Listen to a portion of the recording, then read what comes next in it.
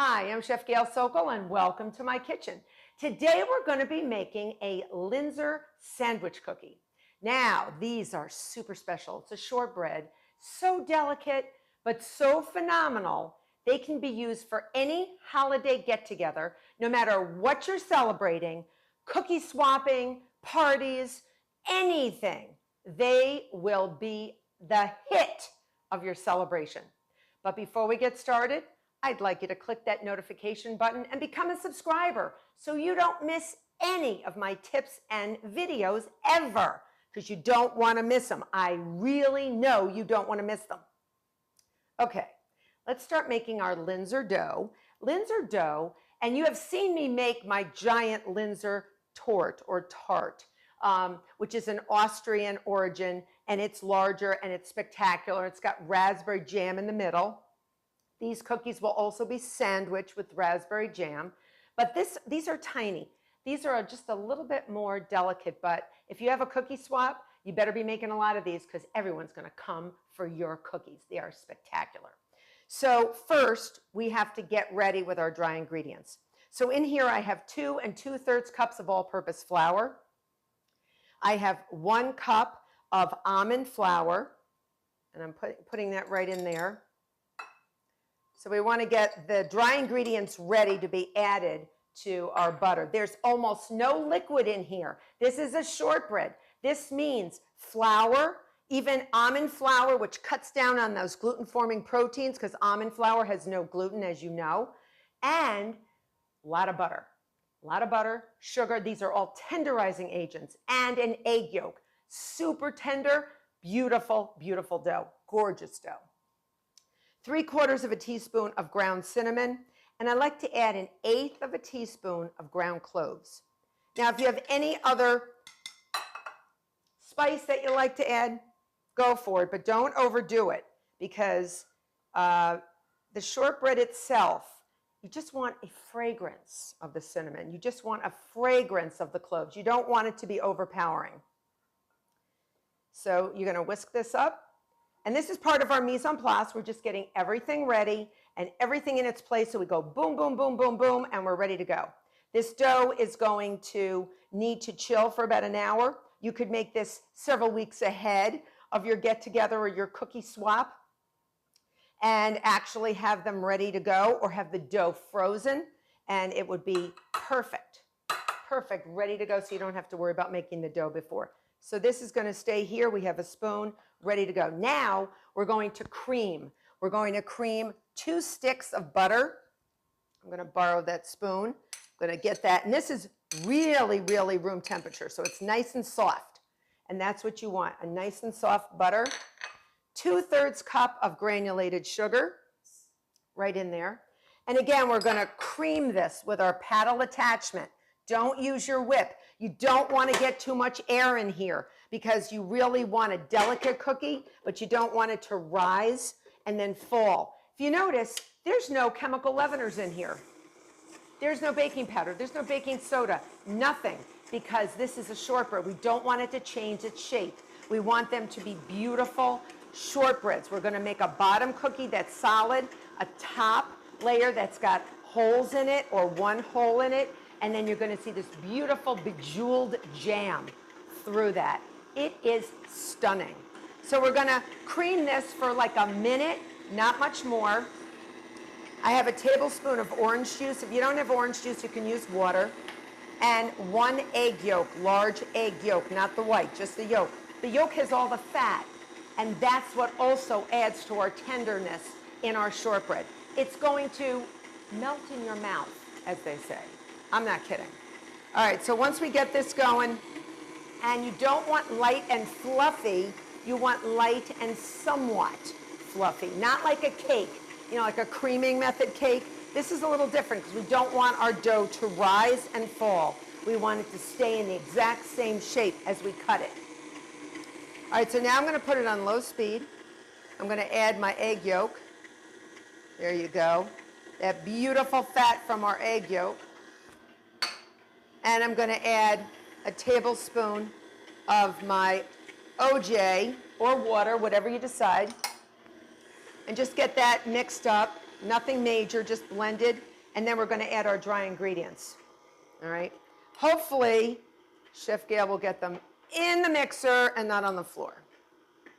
So you can sort of smell that hint of spice, the cinnamon and the cloves in here, but you're going to just gradually, slowly mix this in. Nobody is going to be mixing this at high speed because you really don't want to get too much gluten-forming proteins. You don't want that gluten to form, in other words. Gluten forms from wheat flour, as you know from my other videos and tips, and when you add water to that flour, all-purpose flour, cake flour, pastry flour, white whole wheat flour, regular whole wheat flour, you're going to get these gluten-forming proteins getting into this matrix where they sort of get together and give strength and structure to your baked good.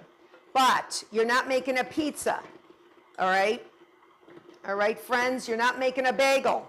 You want it light, delicate, and tender, not tough and not structured. You don't want a chewy Linzer. Trust me on that. Trust me on that. All right, so we're just going to get the rest of this in. We've got so many tender ingredients in here that we should be good to go. Now, it's not going to look totally like a dough now. It's going to look a little, I'm going to save this bowl. I'm going to bring it back over here. And you've seen me do this when I make pie crusts.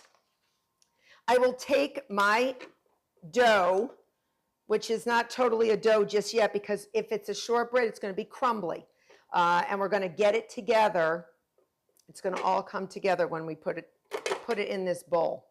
So I'm going to gather it and just use my hands to sort of put it in here. You can see it sort of crumbs, but the crumbs hold together. That's what you want. You got that beautiful, crumbly,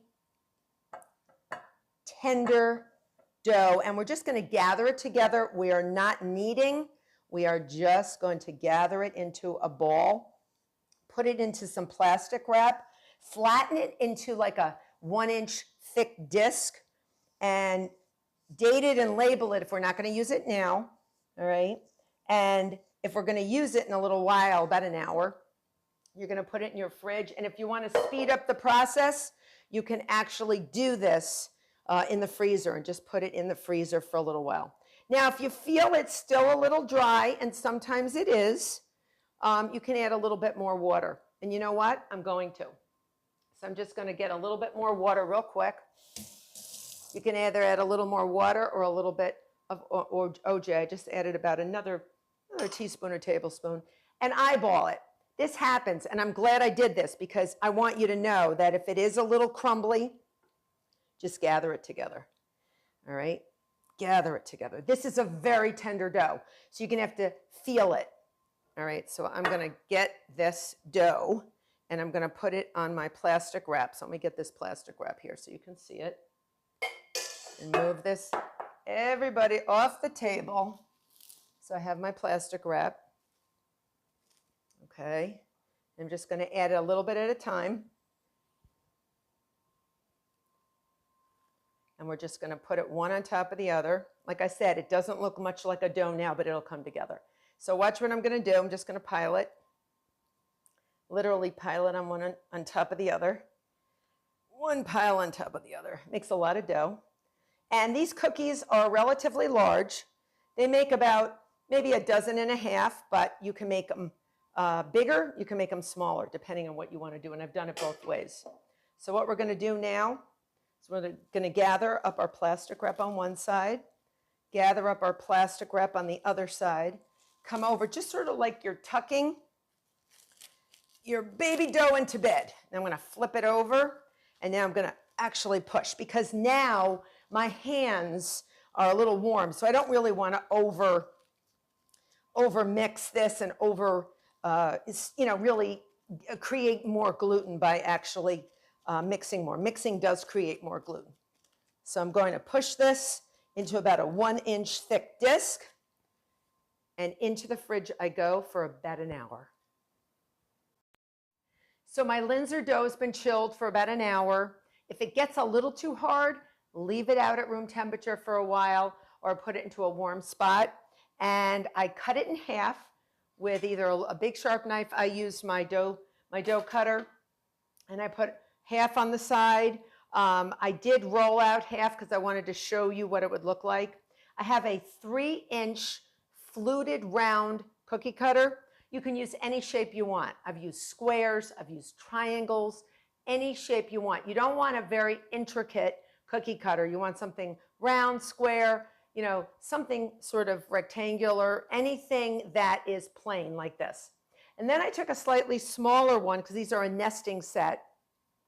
And I just took the smaller one to just make a little sandwich so we see a peek of that beautiful jeweled raspberry jam. And if you don't have a nesting set, you could just use like a plain kitchen, you know, like a glass. And you could either use a pastry tip or something else that has a small diameter. And sometimes I just like to make a hole or a few holes in them. Now, warning, when you roll this out on a lightly floured surface, it will crumble. You know why it's crumbling? Because it's a shortbread. I told you, that's so wonderful. It's a sort of a double-edged sword to work with a shortbread because shortbreads are delicious when they get to your mouth, but they're a little hard to work with because they crumble. So if you see it crumbling, squish it back together and show it who's boss, okay? And you want to roll it out, doesn't matter what shape it is. Roll it out to about 1/4 of an inch thickness, nothing too thin and nothing too thick, all right? Either way, they're gonna melt in your mouth. And we're gonna make about 36 total, depending on how large your cookie cutter is. If they're smaller than 3 inches, you're gonna make more, but you're gonna make about 18 of these. So I'm gonna keep going, I'm gonna keep rolling, and I'm gonna show you how I do it. You're going to have trouble lifting them up. So get an offset spatula to aid in getting them onto the parchment lined sheet pan. My oven is preheated to 350 degrees. They're only going to bake for about 11 to 14 minutes because you want them barely light brown. They will firm up more as you cool them down, but you don't want to take them off the sheet pan the minute they come out of the oven. Let them cool down. All right, let them cool down. I've been known to snarf one down while it's still warm, but they will be soft and they will be hard to, they will be breakable, in other words. They'll be sort of crumbly. Remember, shortbread, that's the job of shortbread. Super tender. We have a lot of tenderizing ingredients in here: sugar, butter, egg yolk. All right, very difficult to work with, very typical. Not to worry. We will tame you. We will show you who's boss, right? Yeah. All right, here I go. So I'm going to gently cookie cutter this out, and then I'm going to take my offset, and I'm just going to go around it like this, and then gently lay it about 1 inch apart from all the other cookies. Now the next one, I want to make equal amounts of plain for the bottom ones, and I also have to make top cookies. So let me take my smaller one, go in the center, and don't twist, because if it's fluted, you'll mess up the fluting, and just give it a little push out there. You can bake these off as little tiny ones if you want. Move the cracked areas off, and you can actually re-roll the scraps. You see how it's got that little hole in it? I'm going to put it about 1 inch away, and I'm going to keep going. Now I want to show you another top that you can do. So take your pastry tip, and I'm just going to make 3 little rounds, and I have a toothpick so I can push them out, push that center little piece of dough out. You can make as many as you want, and then I'm just going to sort of get these out. Okay, so you have like this little holy, see if you can see it better on here. See this little 3 holes? So you can see the jam through it. It's going to be gorgeous. And then we're going to dust the top ones with the holes in them. We're going to dust them with confectioner sugar. So it's going to look spectacular. So I'm going to continue rolling these out, cutting them, baking them off 11 to 14 minutes until they're lightly golden brown. Take them out and let them cool. See you back. So my beautiful Linzer sandwich cookies are out of the oven, and they're barely brown, and they're delicious and scrumptious. I might have snagged one or two. So we have a bottom, and then we have a top.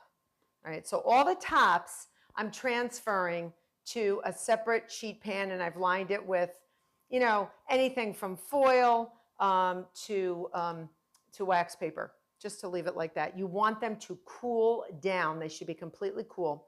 The ones that are solid will be the bottoms, and we are going to top them with jam. Now, you don't have to use red raspberry jam. It's very traditional for a Linzer. People say Linzer, they think raspberry, but you can do anything you want. You can do blackberry, you can do apricot jam, you can do anything you want. That was my oven coming back up to temperature because I'm still baking these off.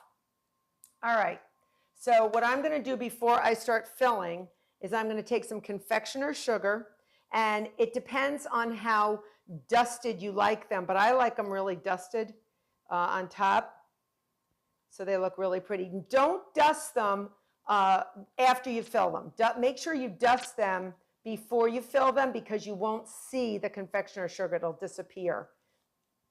All right, so I'm going to go all the way around. Everyone's going to get a little coating. Everyone's going to get a coating of confectioner's sugar. Now, if you didn't want to do this now, and let's say you wanted to do all your holiday baking now, you can actually freeze these between sheets individually, like single layers, between sheets of wax paper like I have here, and then put them into a freezer container, airtight, put them in the freezer, date them, label them, and then right before you want to serve them, or maybe a day before, you can actually fill them right before you're going to serve them, and that would actually make them even fresher. So I'm going to keep going. All right, I'm going to keep going and doing this. All right, now I got to fill up a little bit more. So again, you want to dust them really, really well. You want them to be really covered because you want the contrast between the sugar and the raspberry jam. And they're so beautiful. And if you want to make them tinier, you can. I like them big. I like them big. I like my cookies big. Okay. So take a teaspoon. And I gave you a rough estimate. I think I said, you know, a cup of jam. I like the jam with the seeds in it. I just do. I think it just looks so much better. I'm going to bring it over to the bottoms, and I'm just going to coat it. You don't want to overload them with jam because the jam will ooze over the sides, and you don't want that. So you just want to put them maybe 3/4 of the way out and just leave it, because then you're going to put this on top. Oh, look at that. It looks like a little jewel. It looks like a jewel. Oh my gosh. Whenever I see this, I get so excited. I can't help it. I can't help it. And you're going to be careful when you lift your cookies because remember, they're shortbread. Shortbread breaks for whoever handles it too aggressively, and you may have to eat the one you break. I've done that before. All right, so you're going to take, aren't they gorgeous? I love them. I just get so excited every time I fill one. It's like I've just discovered the crown jewels. All right. Love them. Love them. So I'm just going to go around. So it's like a teaspoon, barely a teaspoon, depending. And again, use any flavor you want. Just make them. They will be the hit of your holiday party. And if you do a cookie exchange, you will be in demand. You will be in demand, and you'll be having to make them next year and the year after because everyone will say, remember her? Remember him? They made that incredible Linzer cookie, and we all wanted it, and then everyone got one except a few people missed out. So let me cover a few more. I'm just having so much fun. I don't want to let you go because I love doing this. I just think they're stunning. They're stunning. And you can't say they're not stunning. They're stunning. They're stunning. Oh, I didn't spread. I didn't spread. So spread the love around. Remember, just a little way, you know, not too far over because you really don't want